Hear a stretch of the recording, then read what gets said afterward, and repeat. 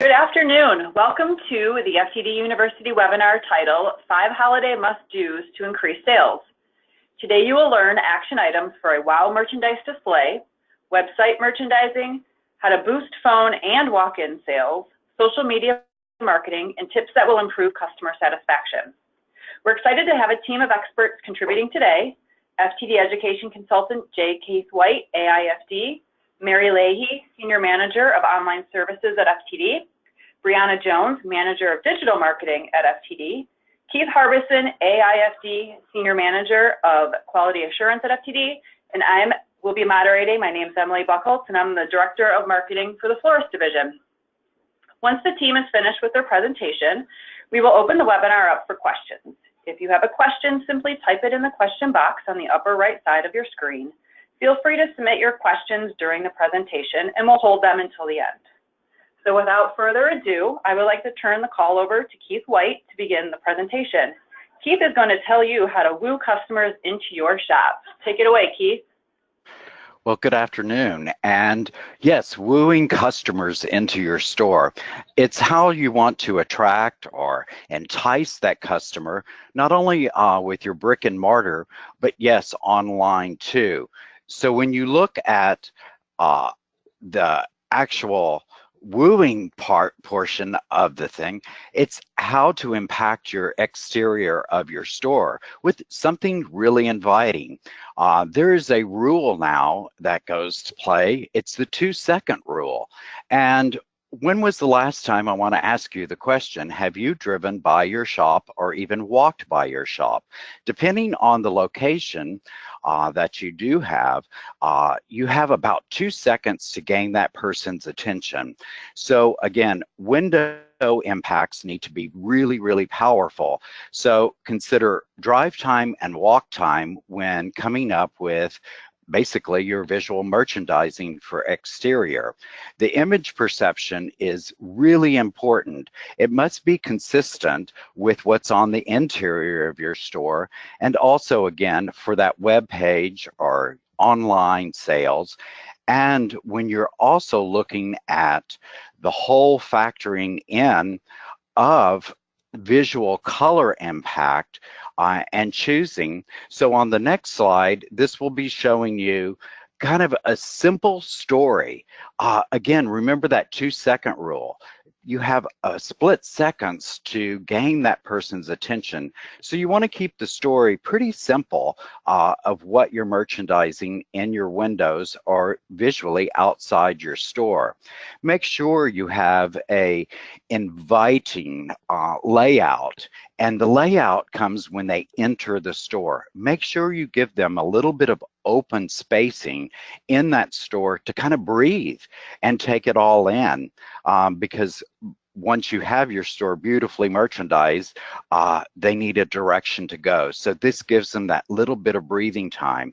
And again, be creative. We're in a creative industry.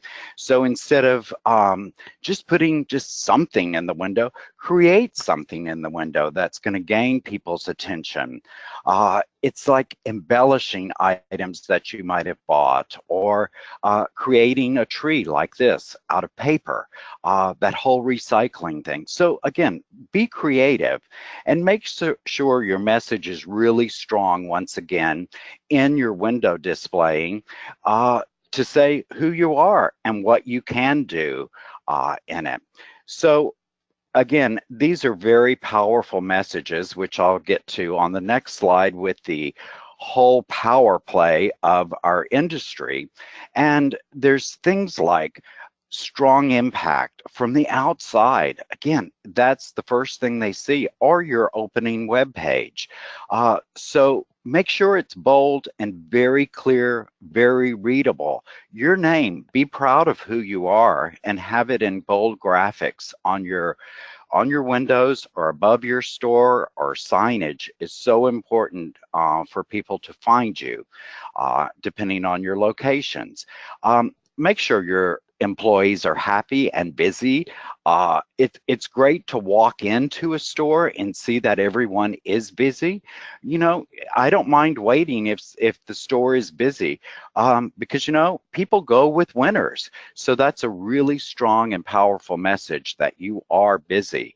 And then other ways is the statements. Make sure you have your materials very concise and very precise in merchandising instead of just a jumbled mess. Keep your imaging very, very strong in these manners.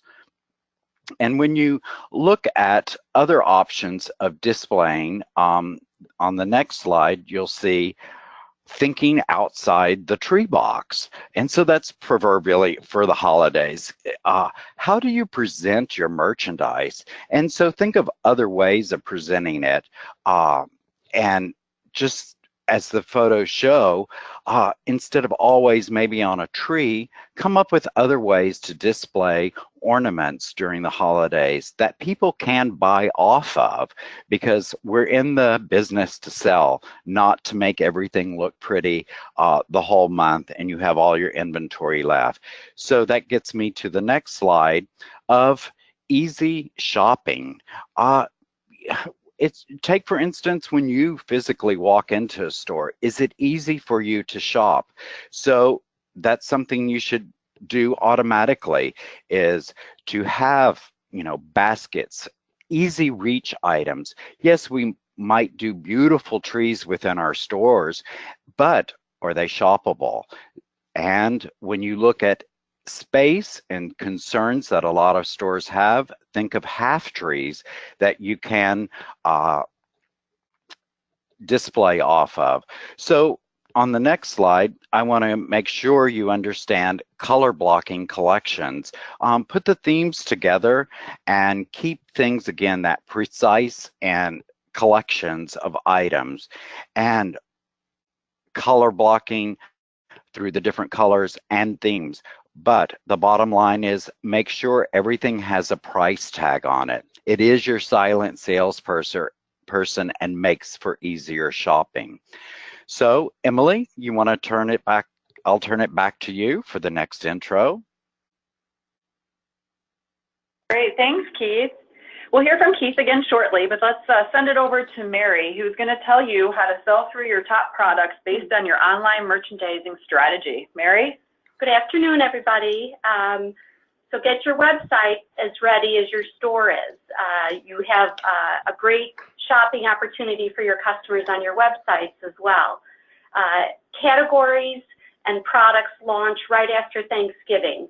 Have your Christmas items available on your site, but right after Thanksgiving, don't forget to flip it over and make it all about holiday and all about Christmas.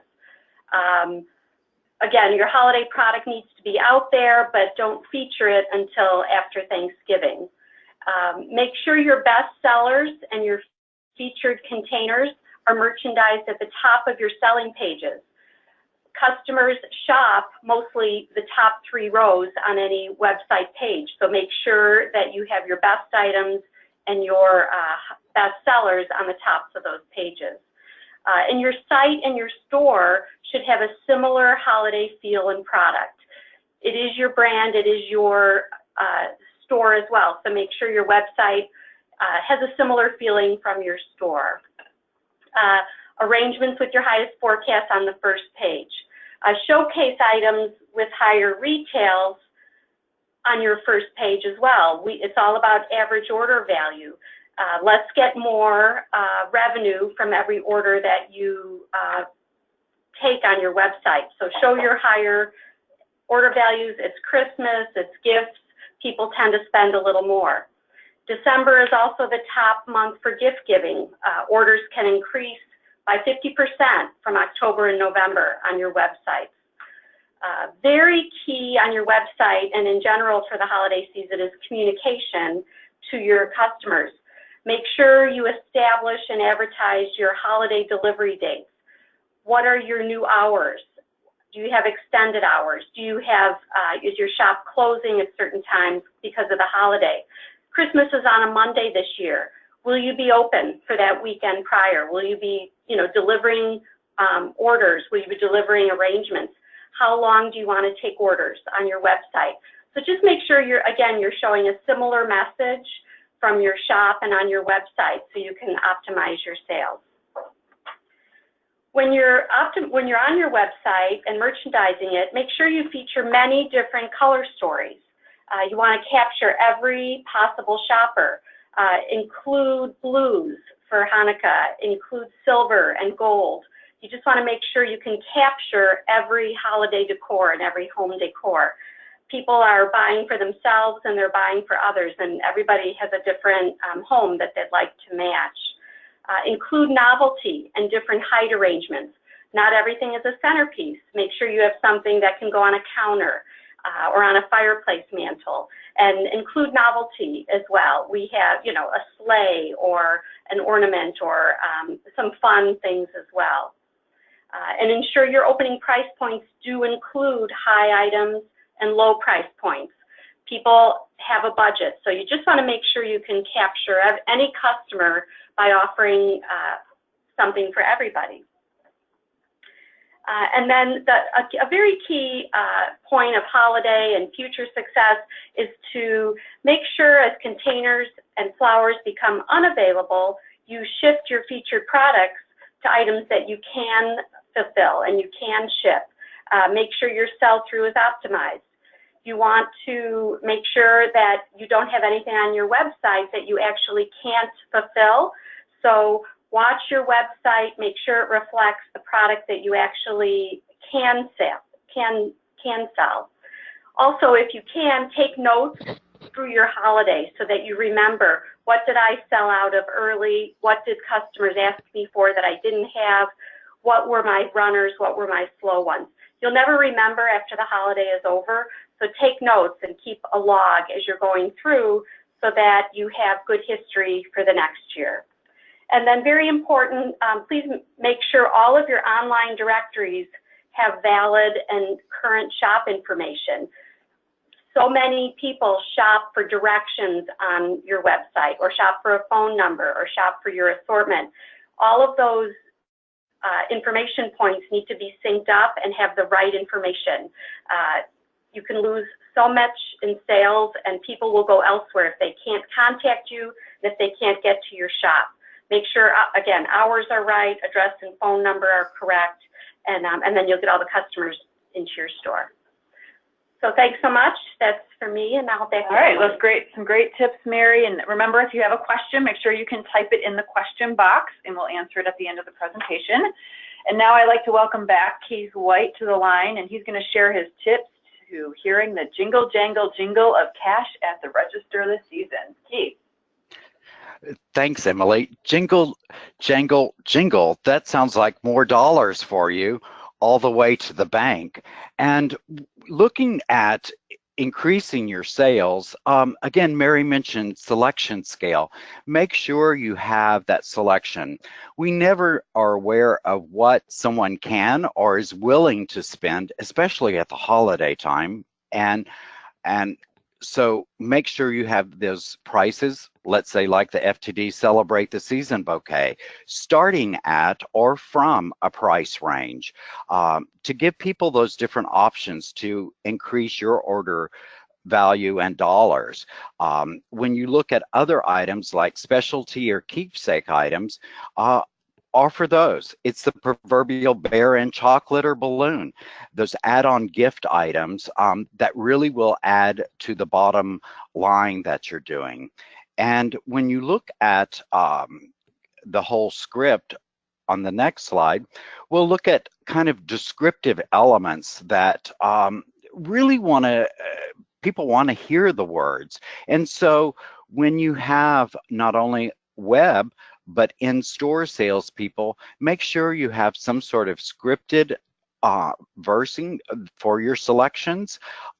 And it's very important for that person who is speaking to the customer to have a photo sample. It's easy to describe something when you're actually looking at the photo.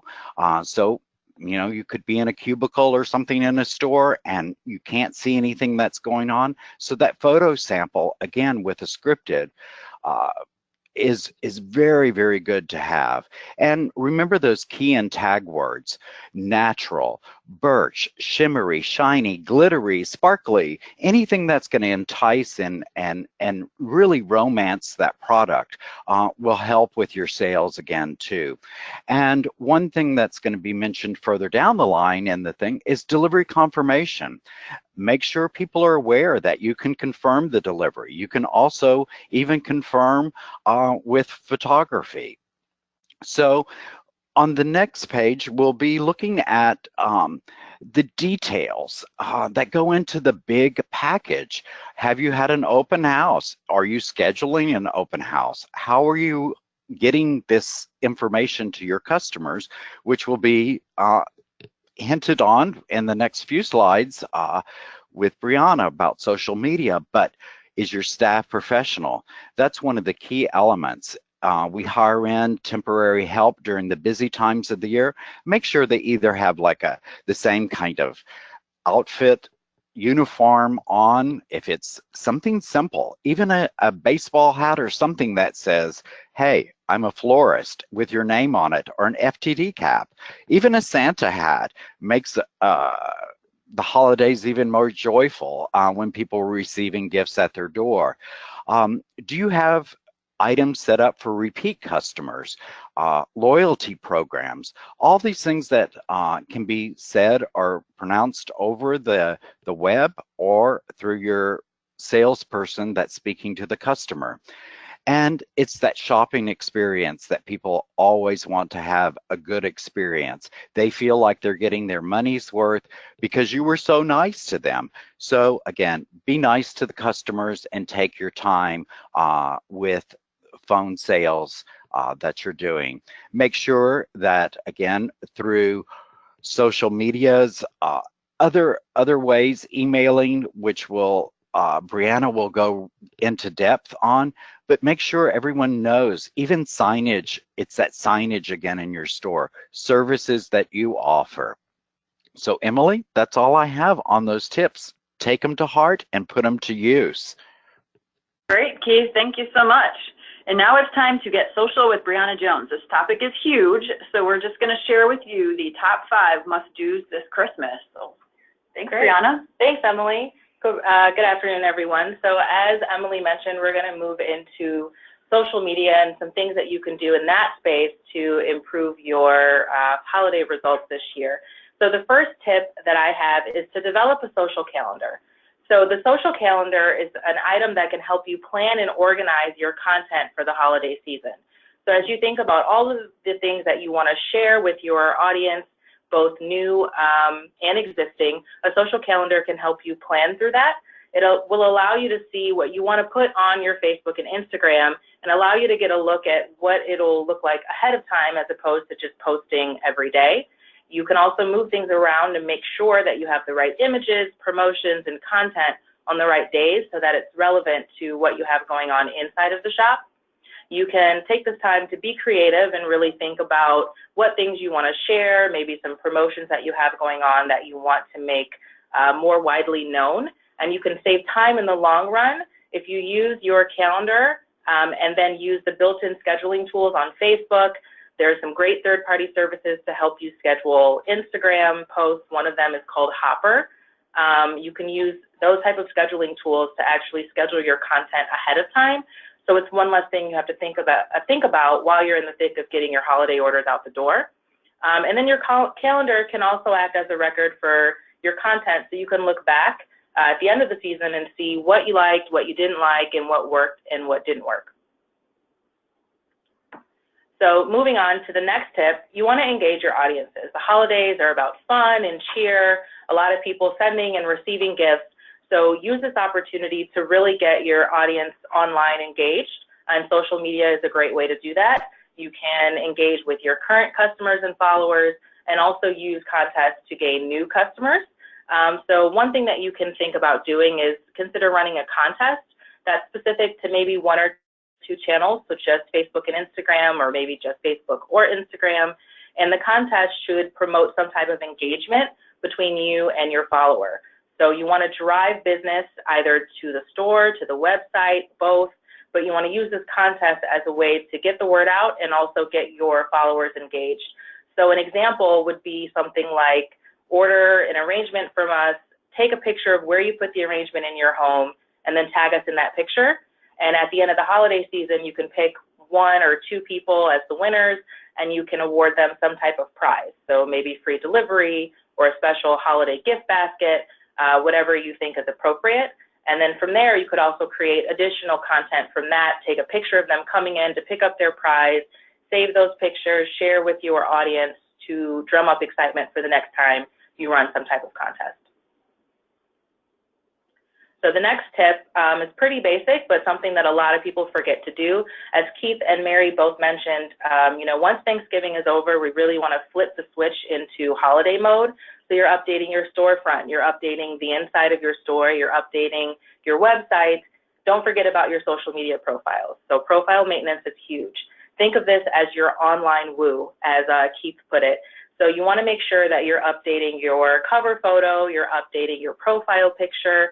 Maybe you snap a picture of your new display window and you make that your profile picture. And you snap a picture of the inside of your shop and that's your cover photo. So you're kind of killing 2 birds with 1 stone. In addition to updating your profile picture and cover photo, you also want to make sure that you're updating your hours of operation, delivery cutoff time, make sure your phone number, links to your website are all correct. Those are also very important. Like Mary mentioned, you want to make sure that those informational points that are going to drive someone to make a purchase are accurate and up to date for the holiday season. Okay, and the next tip, email marketing. So moving a little bit away from social, email marketing is a very effective way to target existing customers and also gain new customers. So maybe someone saw your post on Facebook and they want to be a part of your great contest, and so now they've made a purchase from you and you have their email address. Now is a great way to retarget them for another sale and create a long-lasting customer. So it's also a great way to increase sell-through on your existing inventory. So like it was mentioned earlier, if you want to drive a certain product, you can feature that in your email marketing and you can increase the sell-through on that. And you can also drive more business to your e-commerce site by offering exclusive promotions in the email. So maybe you're offering $5 off or a certain percentage off and it's only exclusive to these emails. Again, that's going to drive more business to your e-commerce site or even in store. And then you can get creative and have fun. You can send multiple blasts. Maybe one blast is just encouraging participation in your contest on social, and maybe another one is really built to drive business. You can play around with your colors. If you have a specific color story going on in your shop, maybe you keep that consistent in your email marketing as well, or you can have fun with it and try out something different. So my last tip seems pretty obvious, but it's really huge, especially for the holidays, your images. Your images are what is going to tell the story of what you have going on in your shop for the holidays. So this is what's going to draw your customers in. This is similar to your 2-second, walk by or drive by that Keith mentioned in the very first set of slides. This is what's going to catch the person's eye that's scrolling through Facebook, scrolling through Instagram. So you want to make sure that you take time to capture the images in your shop. So while you're setting up your storefront, take some candid photos. After you're done, make sure you take some more of the finished product. Same thing when you go to update the inside of your shop. And as you're getting those orders ready, those holiday orders, take a picture of the process. Take a picture of your staff being busy. Like Keith mentioned, people want to do business with winners. So take a picture of your busy shop, take a picture of the end product, take a picture of that happy customer out the door. The more pictures and images you have, the easier it's going to be to really tell a great story on social. And if you don't use all the images, that's fine too. You can start to create a library for yourself, and so that the next time the holidays roll around, you'll already have a great set of images to work from.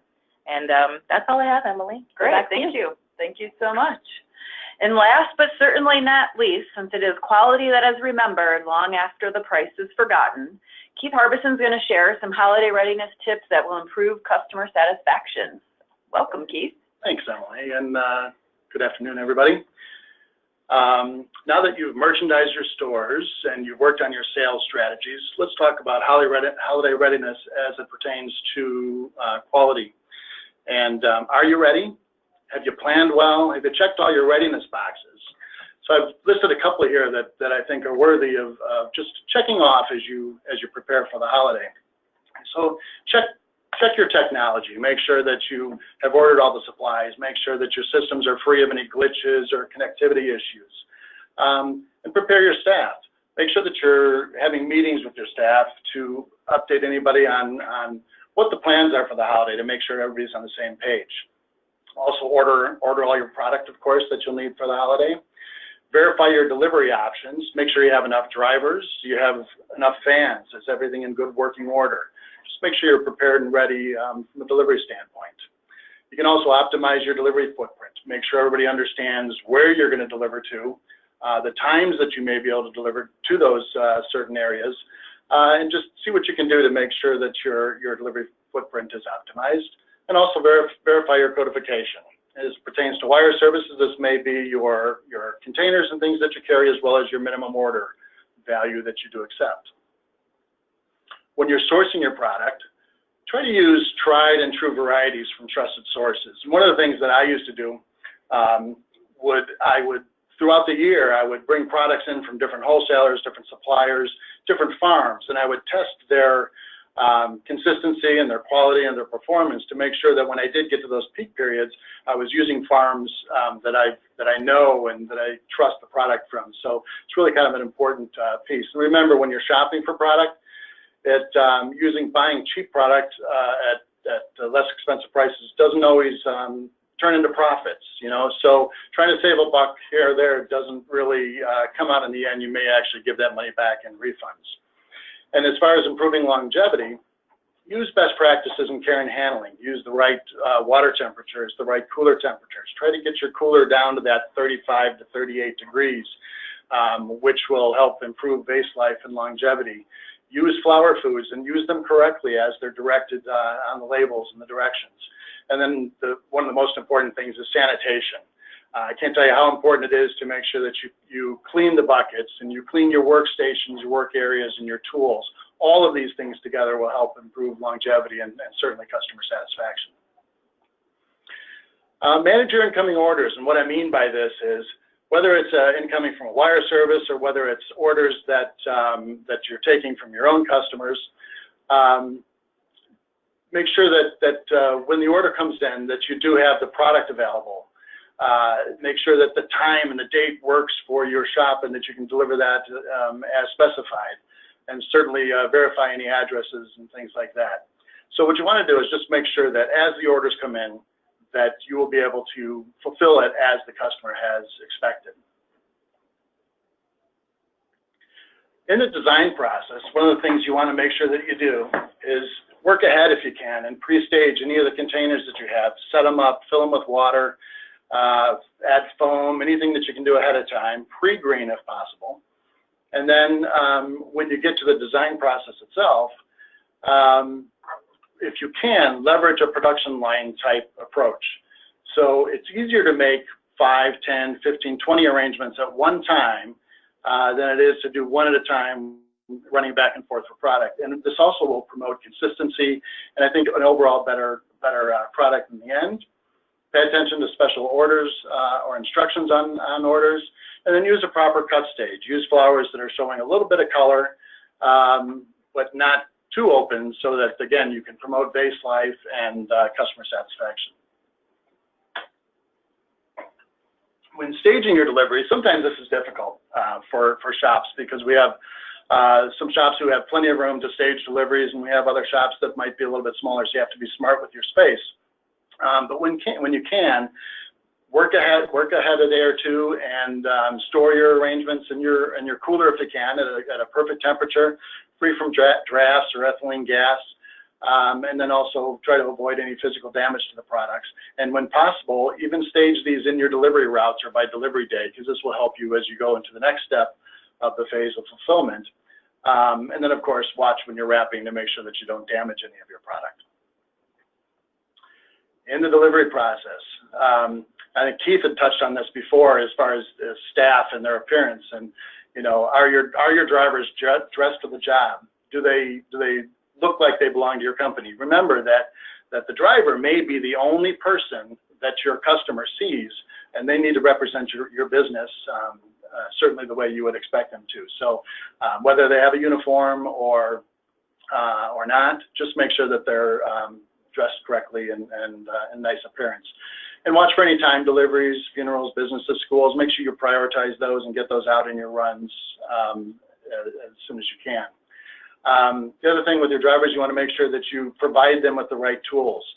You want to make sure that they have a delivery log to obtain signatures and delivery times. It's very important to have that data so that if you do have any questions about any orders that you've filled, you actually have that on hand and can provide that information. Delivery door tags if your customers or if your recipient's not home, and then a mobile phone has become a key piece for drivers to be able to communicate back and forth to the flower shop. And then this is one piece I would really like to see you implement into your store, and that's a quality checkpoint. And this doesn't have to be a major person in the store. It can be a driver. It can be kind of a floating person, but just have somebody check the designs before they go out, check the order, make sure that it has the right delivery tags on it, the right information. Is it the right item, the right recipe, the right add-ons? Is it missing anything? Just to make sure that before it goes out the door, that's your last chance to make sure that it's perfect for that customer.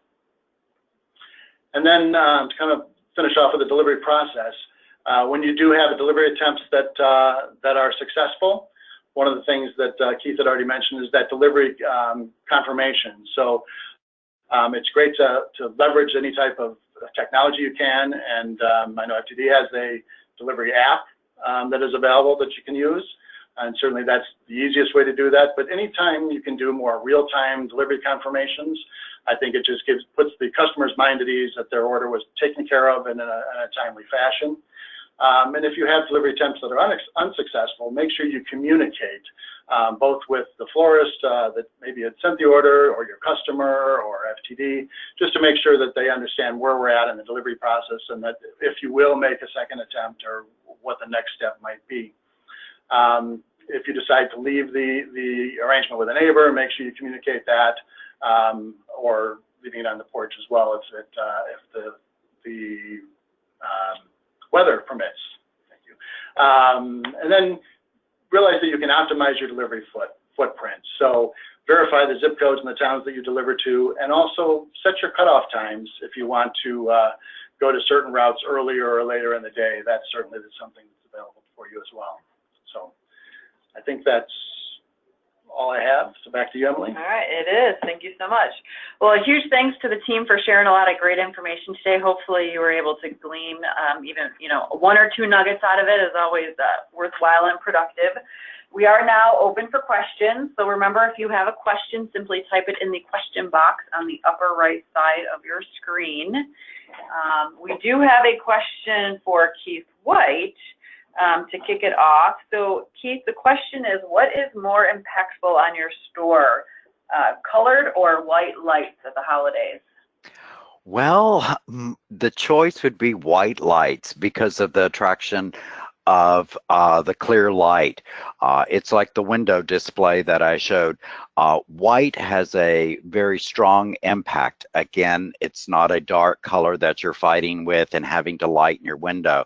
So again, just the plain white light would be my first choice for exterior. Or again, gaining that 2-second thing, they're gonna notice you with white lights. Okay, great. We have another question here. This would be from Mary. Is for florists who have an FOL site, is FOL going to be updating the templates for Christmas, or how would a florist go about doing that?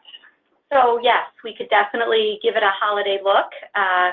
So we adjust the categories, so you can call out Christmas product and group all of those on their own index page. So you can have a strong, impactful Christmas category. Also, the banner will be updated. The image on the top will have a holiday image on it. Your mobile site will also have a flash that will reflect a Christmas image, and we will narrow that to just a couple of Christmas images, and 1 or 2 everyday categories as well, because you still have people shopping for birthday or sympathy even at the holiday time, but we definitely make the emphasis Christmas. We can also update the background a little bit on your website, on the FOL site. All right, great, thank you. So Keith White, we've got another question for you. How do you draw attention to a building without a window? You're not letting things, and yet not letting things blow away. Not a lot of having, so I think having maybe props outside, if you're more of kind of have a lot of issues with wind. So how do you make that attract someone into your shop without a window? I say go larger scale if that's possible. The bigger, the showier, the better.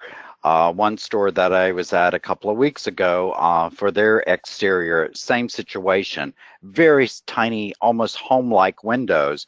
And instead of trying to make too much stuff, when I said clutter, I kept it very simple. One large wreath lit up with an enormous red bow on it, and the rest plain garlands with red bows. So sometimes that's what we want to make things complicated, but keep it a little bit more simplified.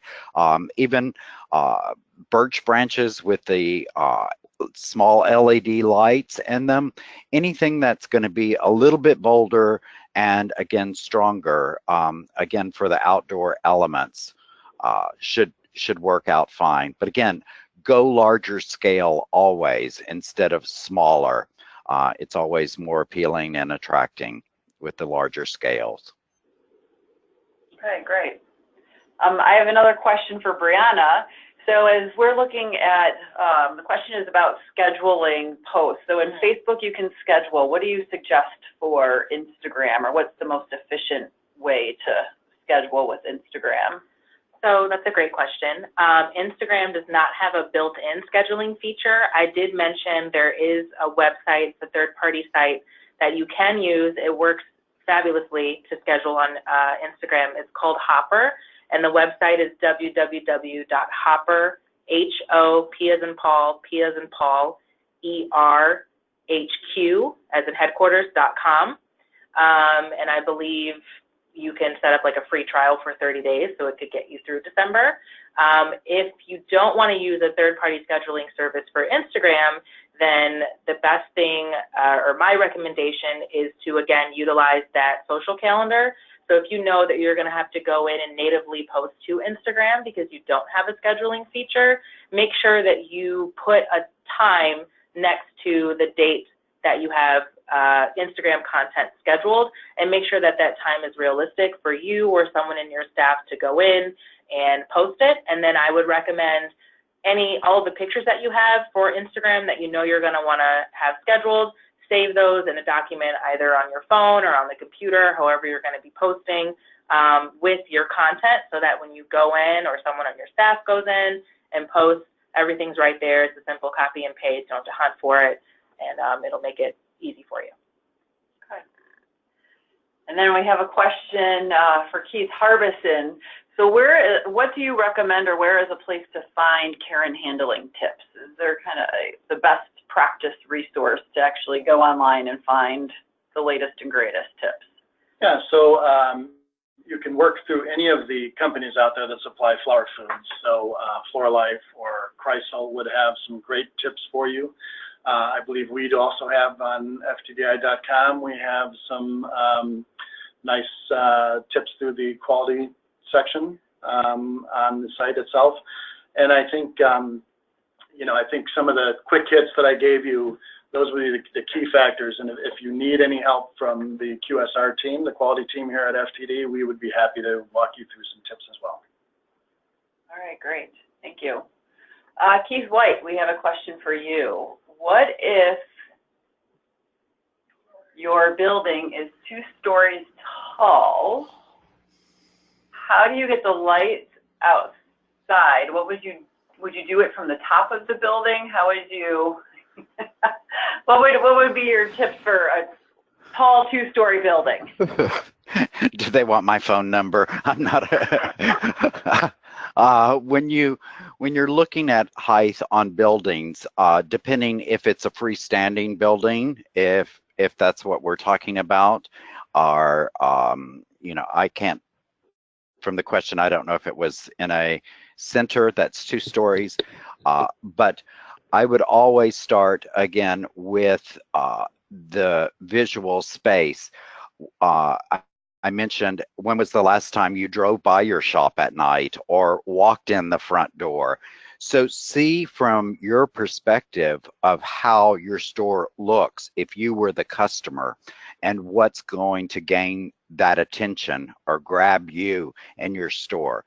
So you might defeat the purpose by putting lights all the way up on the 2nd story, when indeed nobody's going to look up there because of the visual sight lines that you might have.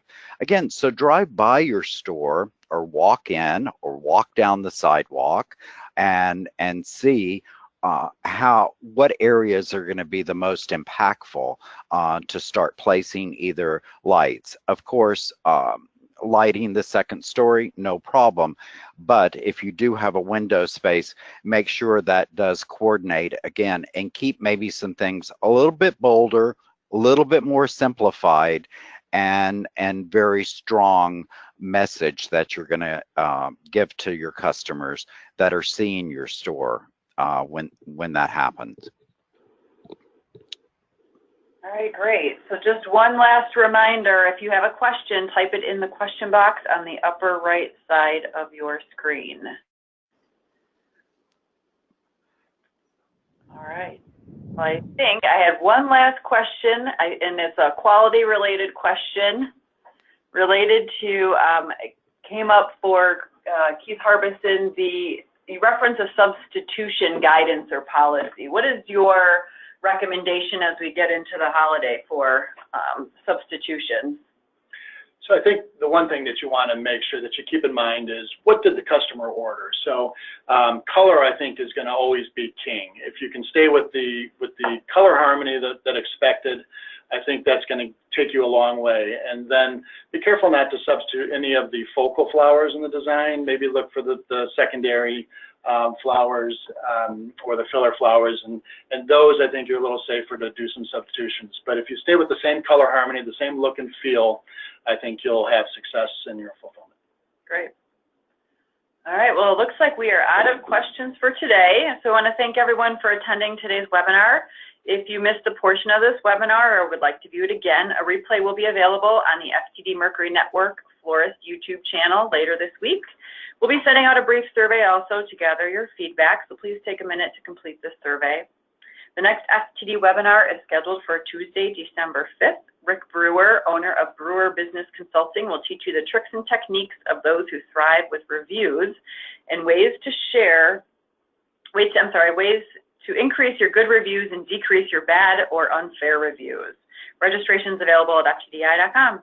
This concludes FTD's webinar, 5 Holiday Must-Dos to Increase Sales. Thank you.